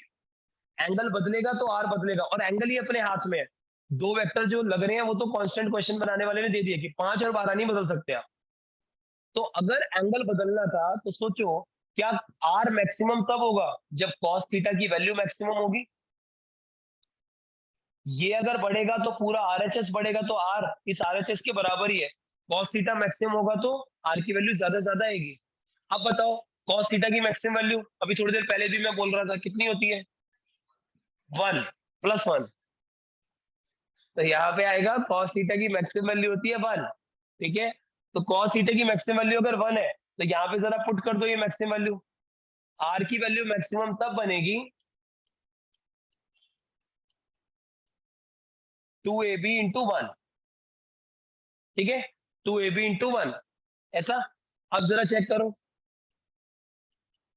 क्या ये √a + b का होल स्क्वायर आ गया, आइडेंटिटी लग गई, स्क्वायर से रूट हट जाएगा तो क्या बन जाएगा, a + b = r max। ये कंडीशन है, कंडीशन देखो क्या है समझना प्लीज। cos थीटा 1 कब होता है, जब थीटा की वैल्यू 0 डिग्री होती है। ये कंडीशन है टू गेट आर मैक्स, ये वैल्यू है आर मैक्स की, ये कंडीशन है टू गेट आर मैक्स और ये वैल्यू है आर मैक्स की। मैं मीनिंग समझाता हूँ डेटा के थ्रू। अगर 5 और 12 के बीच में कोई कह रहा है ये 5 है ये 12 है, इसके बीच का एंगल चेंज कर सकते हो आप। 5 और 12 के बीच का 0 to 180 से ज्यादा तो एंगल जा ही नहीं सकता। अगर 5 घूम के नीचे भी चला जाएगा तो नीचे से एंगल बनने शुरू हो जाएंगे। तो 0 से 180 एंगल घुमाओ आप दो वेक्टर के बीच में।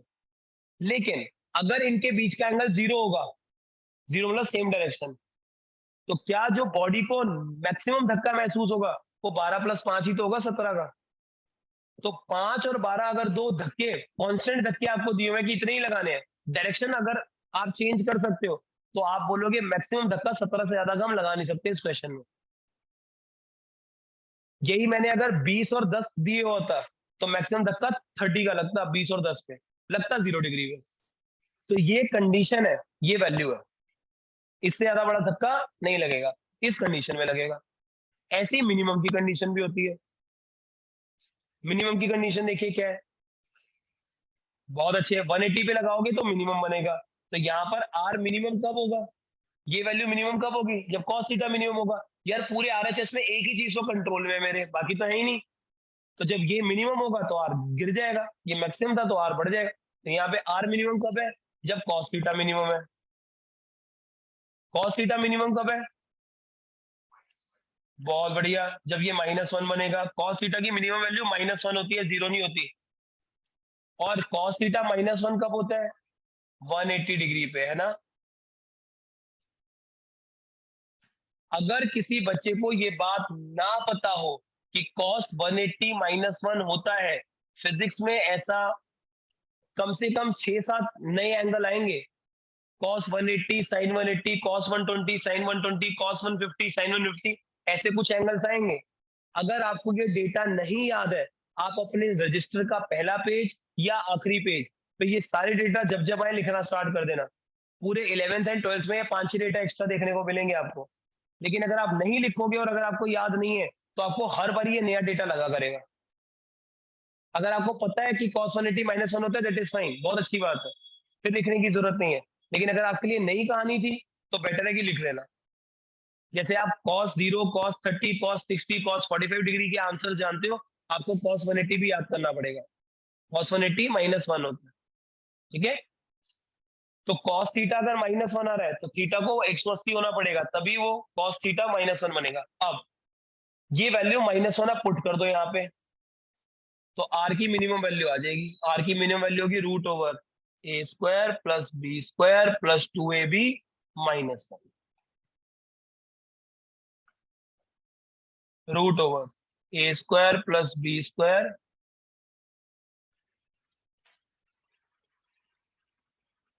Minus 2ab। ऐसा cos थीटा को -1 डाला तो माइनस माइनस 2ab, ये क्या बन गया identity. Very good, root over a minus b का होल स्क्वायर, और स्क्वायर से रूट हट जाएगा तो ये बच जाएगा a माइनस बी। लेकिन इसको लिखते समय पता है क्या लिखते हैं, a माइनस बी नहीं लिखते, a माइनस बी के आगे ऐसे दो डंडी लगा देते हैं। इसका रीजन सुन लो एक बार यार। a माइनस बी के डंडी लगाने का मतलब ये होता है कि हमें a माइनस बी से जो आंसर आएगा उसकी खाली पॉजिटिव वैल्यू चाहिए, एब्सोल्यूट वैल्यू चाहिए। ऐसा क्यों किया, रीजन सुनने की कोशिश करते हैं। दो वेक्टर्स के बीच का जो मिनिमम रिजल्टेंट आएगा, रिजल्टेंट का मैग्नीट्यूड अगर आप निकालना चाह रही है, मैग्नीट्यूड का फॉर्मूला है, मैग्नीट्यूड को ज्योमेट्रिकल रिप्रेजेंटेशन से सोचोगे तो वो लेंथ का आंसर होगा, कि अगर कोई ए वेक्टर है कोई बी वेक्टर है, बीच में से रिजल्टेंट जाएगा, उसकी लेंथ पे कमेंट कर रहे हो आप। Length can never be a negative value. मान लो 12 और 5, ये दो डेटा मैं आपको दूं, अब कोई बच्चा ए को 5 मान ले और बी को 12 मान ले, तो उसका 5 माइनस 12 माइनस 7 आ जाएगा आंसर। तो मिनिमम वैल्यू -7 नहीं बनेगी, मिनिमम वैल्यू 5 माइनस 12 किसने लिया, उसका एब्सोल्यूट वैल्यू, उसका पॉजिटिव आंसर लेना है उसको, 7 बनेगी। या कोई पहले से ऐसे याद कर ले कि सर मॉड मत डालो, हम तो ये याद कर लेंगे a माइनस बी में a बड़े वाला होता है, ठीक है चलेगा, 12 आप डाल दो a को, b डाल दो 5 को, हमेशा पॉजिटिव आंसर आएगा। लेकिन ये हमेशा ठीक है, कोई 12 माइनस 5 बोले तो उसका एब्सोल्यूट वैल्यू 7 है, कोई 5 माइनस 12 बोले तो -7 का भी एब्सोल्यूट वैल्यू, एब्सोल्यूट वैल्यू का मतलब होता है पॉजिटिव आंसर देना, वो भी 7 है। तो लिखा ये जाता है, क्योंकि रिजल्टेंट का मैग्नीट्यूड का फॉर्मूला लगाया आपने, और मैग्नीट्यूड लेंथ को रिप्रेजेंट करता है ज्योमेट्रिकल रिप्रेजेंटेशन में, लेंथ कभी भी नेगेटिव नहीं जा सकती। अब यहां पर कंडीशन क्या है, 180 की वैल्यू क्या है, a माइनस बी, कंडीशन थी 0, आर मैक्सिमम वैल्यू थी a प्लस बी, तो 12 और 5 मिलके मिनिमम आंसर क्या दे सकते हैं, 12 और 5 मिलके मिनिमम आंसर 7 दे सकते हैं। तो अब आपको रेंज खुल जानी चाहिए कि अगर 12 इधर है तो 5 इसकी डायरेक्शन में लगाओगे तो 17 का धक्का लगेगा, मिनिमम धक्का 7 का लगेगा, बीच के अलग अलग एंगल पे अलग अलग धक्के एक्सपीरियंस होंगे बॉडी को। वेक्टर कितनी जबरदस्त कहानी है, पूरी रेंज खुल जाती है। 12 और 5 का धक्का मिलके 17 से 7 तक हर पॉसिबल वैल्यू लगवा सकता है बॉडी को, डिपेंडिंग अपॉन 12 और 5 के बीच का आप एंगल क्या सेट कर रहे हो, मैक्सिमम इस कंडीशन में, मिनिमम इस कंडीशन में, बीच की कहानी में कुछ भी लग जाएगा बॉडी पे। वेक्टर बहुत खतरनाक चीज है, जिस सेंस में गेन करना चाहिए अगर आप उस सेंस में गेन कर जाओ तो, है ना। दो वेक्टर्स का सम कुछ भी महसूस करवा सकता है बॉडी को, जबरदस्त कहानी। चलिए लिख लिया यहां तक, अब जरा इसको अप्लाई कर देते हैं जी जल्दी से। क्वेश्चन पढ़ लीजिए, यहाँ पे 5 और 12 दो धक्कों का मैग्नीट्यूड दिया है ना, 5 और 12 तो मैग्नीट्यूड है। वो पूछ रहा है at what angle should the two vector be added, दो वेक्टर के बीच का एंगल क्या हो टू गेट रिजल्टेंट 17। 12 और 5 को देख के 17 0 डिग्री, ये तो भाई 17 तो मैक्सिमम वैल्यू हो गई, वो 0 पे ही आएगी। तो 0 3 ऑप्शन में है, रखेंगे वो फर्स्ट ऑप्शन ऐसा कि सेकंड थर्ड बच्चा कंफ्यूज है, अभी इस मतलब उसको आगे क्वेश्चन पढ़ना पड़े। ठीक है आगे देखते हैं। 7 तो मिनिमम है 180, अब सेकंड ऑप्शन 180 एक ही जगह रखा है उन्होंने, ये ऑप्शन ठीक है, लेकिन आपको थर्ड भी निकालना आना चाहिए क्योंकि अभी तो हम प्रैक्टिस कर रहे हैं। 13 कब आएगा, अब कोई रैंडम बीच का आप वैल्यू दे रहे तो उसका भी तरीका गेन कर जाओ आप। रैंडम बीच का कोई मैं पूछता 12 कब आएगा 15 कब आएगा, तो आप वो तरीका भी गेन कर जाओ। क्या 12 और 5 ये तो मेरे को फिक्स्ड वैल्यू दे रखी है क्वेश्चन ने, इनको मैं चेंज नहीं कर सकता, तो अब आप क्या करोगे, आपको रिजल्टेंट का फॉर्म पता तो है, magnitude a square plus B square plus 2ab, बस। अब आपको रिजल्टेंट 13 चाहिए, यही तो कह रहा है क्वेश्चन, रिजल्टेंट 13 चाहिए। तो 13 कब आएगा, जब रूट ओवर ए बन जाएगा 12, बी हो जाएगा 5 प्लस 2a 5 है और 1 12 है इंटू कॉस थीटा। रिजल्टेंट मेरे को जितना चाहिए इस फॉर्मूले में रिजल्टेंट की वो अलग अलग वैल्यू रखते चलो जाओ, ए और बी जो क्वेश्चन ने दिया थीटा पे निकलते चले जाएंगे, कौन से एंगल पे वो वाला आंसर आएगा। कितना बढ़िया फॉर्मूला है। इससे ये पता चल जाता है कौन से एंगल पे आर की वैल्यू इतनी निकल कर आएगी जो आपको चाहिए।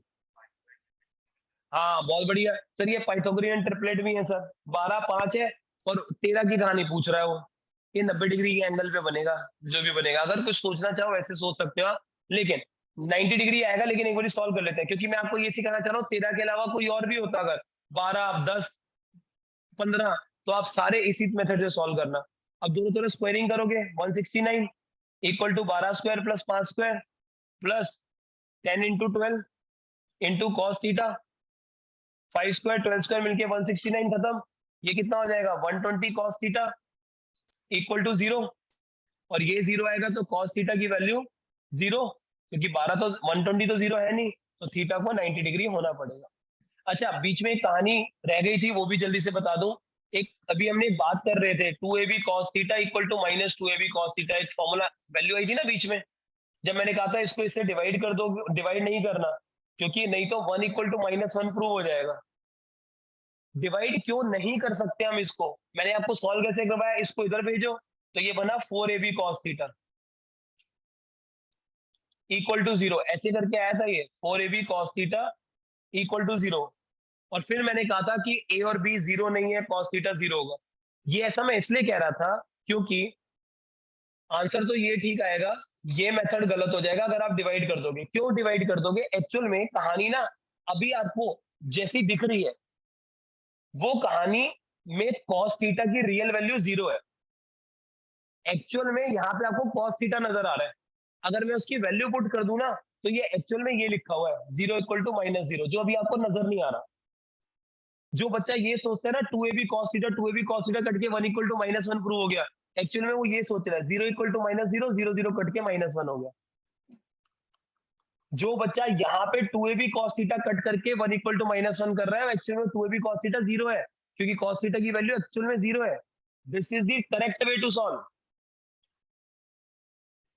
आप यहाँ पे ऐसे डिवीजन नहीं मार सकते। क्यों नहीं मार सकते, वो वैल्यू जब निकलेगी तब समझ में आएगा क्यों नहीं मार सकते। तो यहां पर हमारे पास ये जो डिवीजन आपकी लग रही है वो डिवीजन आपका इस तरीके से नहीं चलेगा, ऐसे ही चलेगा क्वेश्चन। तो यहाँ पे वो ऐड ही हो, उधर जाके ऐड ही होगा। बात समझते हैं ना ये, ठीक है, वो बात ठीक है आपकी जो आप कहना चाह रहे हो। तो ये बात क्लिक हो गई है, ठीक है।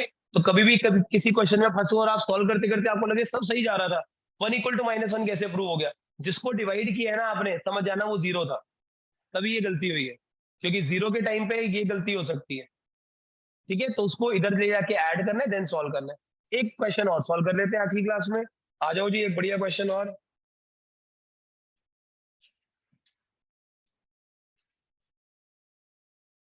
ये बता दो बस, मजा ही आ जाएगा। आज आज की क्लास से रिलेटेड अगर ये क्वेश्चन आपको लगे तो बहुत ही बढ़िया है। कुछ महसूस हो रहा है ऐसा क्वेश्चन, तो क्या आंसर है इसका?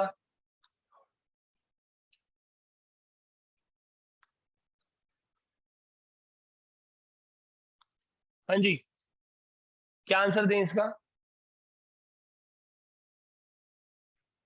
v1 वेक्टर v2 वेक्टर को ऐड करके जो मैग्नीट्यूड आ रहा है, और v1 में से v2 को माइनस करके जो मैग्नीट्यूड आ रहा है, ये बराबर तब होते हैं जब v1 v2 के बीच का एंगल 90 डिग्री। 90 डिग्री होता है। ये वो वाला क्वेश्चन नहीं बन गया जहां पे a vector plus b vector का mod is equal to a vector minus b vector का मॉड कर रहे थे, r1 वेक्टर का mod equal to r2 vector का मॉड। तो दो वेक्टर को ऐड करके मॉड लेना या दो वेक्टर का सब्ट्रैक्ट लेके मॉड लेना, अगर वो बराबर है तो पक्की बात है एक वेक्टर ये और एक वेक्टर ये 90 डिग्री पे ही बना होगा, तभी एक v1 मानो और एक v2 मानो, और फिर v2 का उल्टा ले लो माइनस v2, तो ये बनेगा v1 माइनस v2। ये डायगोनल और ये डायगोनल की लेंथ तभी बराबर होती है जब ये एंगल 90 डिग्री होता है v1 v2 के बीच का। ये वही टॉपिक है। इसको जबरदस्ती दोबारा इसलिए लेकर आए हैं क्योंकि ये टॉपिक बड़ा जरूरी है।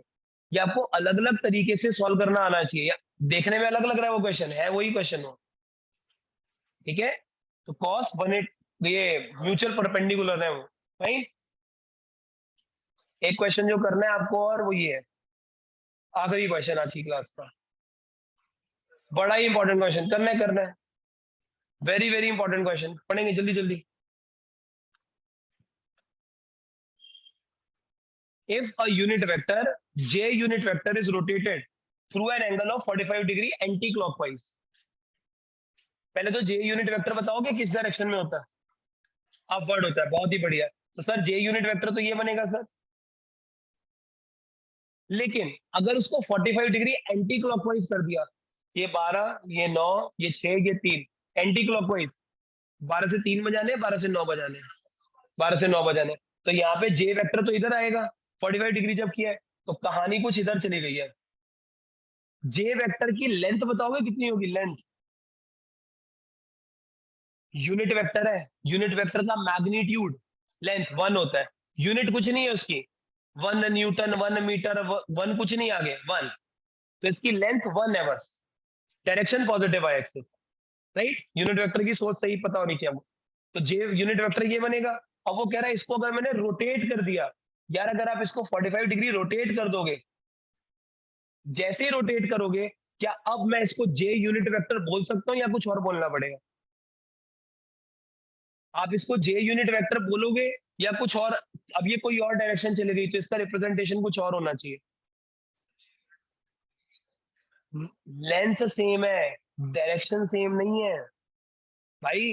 अगर जब आप ऐसे तो एक्स एक्सिस में आई कैप बोलते हो, लेंथ उसकी भी 1 होती है, वाई एक्सिस में जे कैप बोलते हो, लेंथ उसकी भी 1 है, लेकिन नाम तो अलग अलग है ना। क्यों?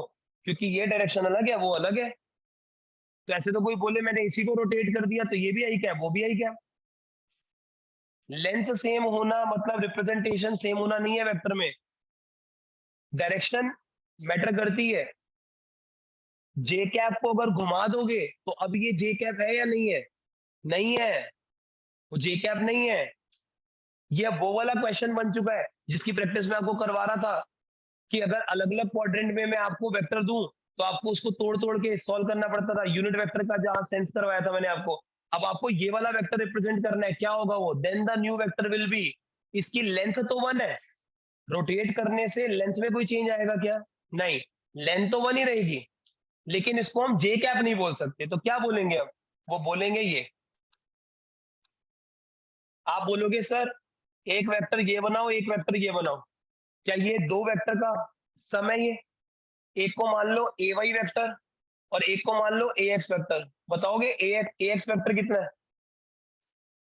एंगल के सामने वाली लेंथ है, ये एक राइट एंगल ट्रायंगल बन रहा है, एंगल के सामने वाला साइन या कॉस, एंगल के सामने वाला साइन होता है, तो ये हाइपोटेन्यूस दिया हो, देख लो कितनी बारी आती है ये कहानी राइट एंगल ट्रायंगल की। अब आप हर बारी साइन थीटा कॉस थीटा सोचते तो फिर तो हो गया काम। हाँ, ये एक्सट्रीम में ही तो आ रहा है ना, वो ऐसे चलेगा, फिर क्वेश्चन की सेंस के हिसाब से आपको बात करनी है। तभी मैंने आपको ये बताया था एंगल के सामने वाला हमेशा साइन है, एंगल के सामने वाला साइन है, तो ये कितना बनेगा? 1 इंटू लेंथ 1 है ना, एच एच साइन थीटा आएगा 1 साइन 45, लेकिन प्लस आई कैप माइनस आई कैप, ए एक्स को देखो माइनस आई कैप, वेरी गुड। और ये हो जाएगा साइन 45 1/√2 होता है, कोई चाहे तो -1 आगे भी लिख सकता है, -1/√2 आई कैप। और ए वाई क्या हो जाएगा? +1/√2। वैसे देखा जाए तो 1 इंटू कॉस 45 है वो, 1 का कॉस कंपोनेंट होगा, कॉस वाला वैल्यू बनेगी वो 1 कॉस 45 प्लस का जे कैप, कॉस 45 कितना होता है? 1/√2 जे कैप, क्या इन दोनों का सम होगा? इन दोनों का सम है, ये ब्लू वाला इन दोनों का सम है, तो इन दोनों का सम करना है। सम कहां पर है? चौथे में। तो अगर आप रोटेट कर दोगे तो भाई नाम बदल जाएगा, रिप्रेजेंटेशन बदल जाएगी, चेक कर लीजिए। समझ पा रहे हैं ऐसे क्वेश्चन को? हो सकता है पक्का ऐसा क्वेश्चन सॉल्व कर सकते हैं, तो बस एक आखिरी क्वेश्चन कर दो, बस लास्ट क्वेश्चन है आज की क्लास से, ये कर दो तो मजा ही आ जाए। बस बहुत आसान क्वेश्चन है, लेकिन बस एक क्वेश्चन, आखिरी क्वेश्चन आखिरी क्वेश्चन, ये आप 12th के बच्चों से पूछना कभी मिले ना आपको बाहर कि आखिरी क्वेश्चन का क्या मीनिंग होता है। अभी तो आप नए नए हो ना, अभी आप धीरे धीरे समझ जाओगे, वो आपको बताएंगे। आखिरी क्वेश्चन को उन्होंने तो टाइम बना रखा है, सर जिस समय आखिरी क्वेश्चन बोल दे उसका मतलब ऑन एन एवरेज इतना टाइम तो लगेगा अभी, और जब पहली बार आखिरी बोले तो A I cap plus B J cap, ये है कोई यू वेक्टर, ये रहा यू वेक्टर, और ये है वी वेक्टर। क्या ये यू वेक्टर ये वो वाला टाइप का क्वेश्चन है जिसमें वो फर्स्ट क्वाड्रेंट सेकंड क्वाड्रेंट में रिप्रेजेंट करना होता है? अगर यू वेक्टर को हम ऐसे रिप्रेजेंट कर रहे हैं तो आपको चेक करना है ए और बी पॉजिटिव है नेगेटिव है क्या बनेंगे। बस ये क्वेश्चन कर जाओ, ये फाइनल क्वेश्चन है आज की क्लास का, आखिरी क्वेश्चन। पक्की बात, पक्की बात।